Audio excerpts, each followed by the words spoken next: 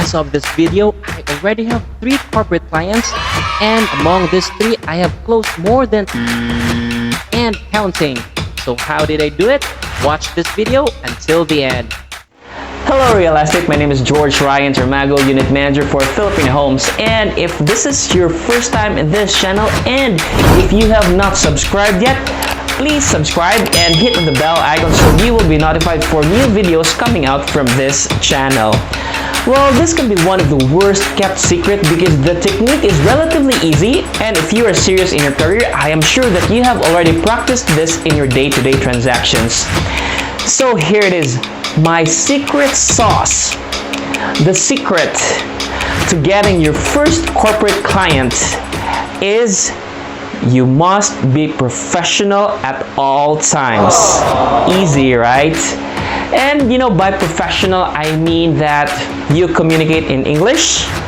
You must be quick and on point when you respond. You should not be afraid to probe and clarify, and you should maintain grace under pressure. So what is the difference between a corporate client and a regular investor? Well, aside from the amount of investment and differences in requirements, corporate clients are more meticulous in details and they are more upfront when they talk to you. They want all information to be correct and you must be honest to them. Now let's discuss about these tips a little bit more. Now again, this is just based on my personal experience, and if you have a corporate client as well, please write down your experiences below so that we can share ideas. You communicate in English. I would say this is a strongly encouraged, especially if you are still building your credibility with your client. And speaking in English creates an atmosphere of professionalism. It commands respect and attention. And eventually, if during your course of discussion you feel that your client is more comfortable in speaking in our dialect or in Tagalog, then you can adjust. Next tip is you must be quick and on point when you respond. Now I know that when you have a lot of information in your mind, you have the tendency to overload your clients with information. After all, knowledge is power, right? Regular clients like these extra information, but not so much for corporate clients. They ask very specific questions and they require very specific answers. Trust me, if they want that information, they will ask for it.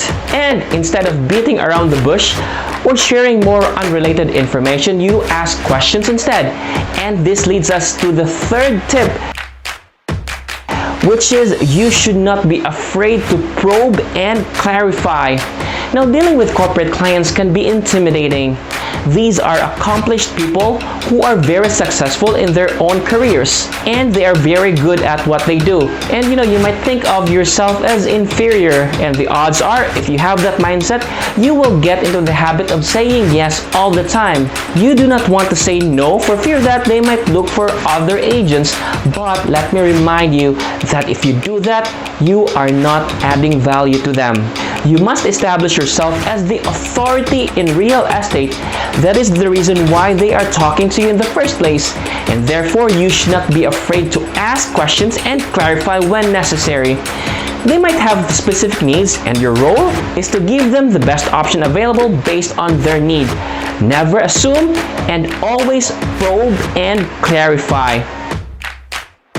And the last tip is you should maintain grace under pressure. Now this one is a bit tricky, especially when your emotion is involved, and there will be times that your corporate client will be disappointed. They will be frustrated. They might even get mad or get angry at you. And it can be because of, despite your best effort, you failed to provide complete information or you missed the deadline. This can be at no fault of your own because the delay was maybe more on the developer side, but with you being the real estate agent, you represent the developer to your client in the same way as you represent your client to the developer. And when either of these two gets in trouble, they look to you for explanation and solution. You must maintain your poise and accept that it is part of your job. Remain objective and always think forward, offer alternatives, and create possible solutions. Know that this is a business and nothing should be personal. So there you have it. And now that you have these tips, I am sure that you are ready to get your first corporate client. So where are these corporate clients and how do you know if you're dealing with a corporate client or not? The answer is they can be anywhere, but you won't know them right away. My first corporate client, it was the wife of the CEO that contacted me. My second corporate client, the owner and the CEO told me that his sister wanted a condo. And my third corporate client, that will be on another video because our deal is still ongoing. My point is, regardless of who you engage with, you must always be at your best. Not all rich people wear coat and tie. Some of them prefer to be low-key. And if you have an inquiry, take the time to understand what your client is asking. More than anything, when you communicate, you are trying to establish a connection. Your client needs to trust you first, and they need to know that you are dependable. Remember, these are not just 1 or 2 units that we are talking about. So you have to get it right the first time because you might not have another shot at it. So once again, this is George Ryan Sarmago, Unit Manager for Filipino Homes. Thank you for watching. Stay safe, stay at home, and peace.